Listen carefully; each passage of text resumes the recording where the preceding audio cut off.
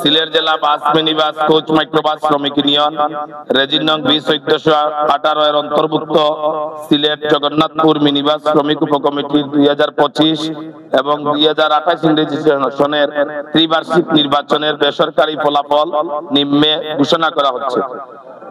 সর্বমোট ভোট সংখ্যা ১৮০, সর্বমোট ভোট কাস্টিং হয়েছে ১৭৭। সদস্য পদপ্রার্থী মোহাম্মদ ফারুক মিয়া বুড়া তাইন পাইছেন ৭০। শ্রী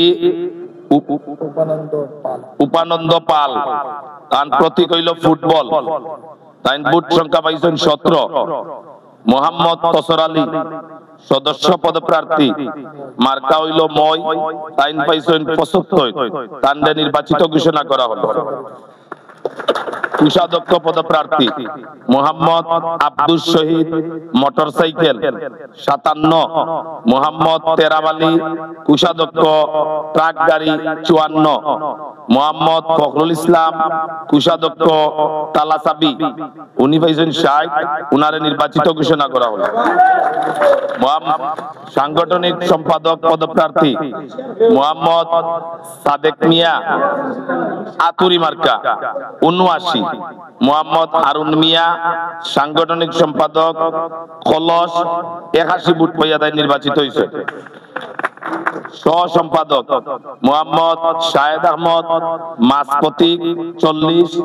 মোহাম্মদ আবু তাহের সহ সম্পাদক সাকাপতি ৫২। মোহাম্মদ জুবেল আহমদ সহ সম্পাদক লাইটেস প্রতীক ৬১। উনাকে নির্বাচিত ঘোষণা করা হলো।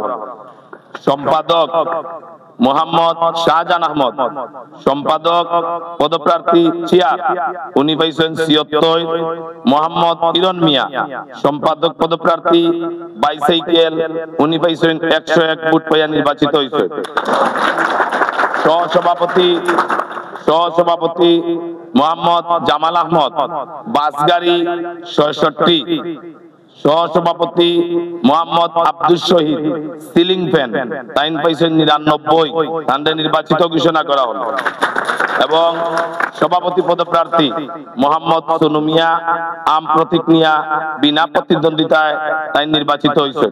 সকলকে ধন্যবাদ। সব ভালো থাকুকা।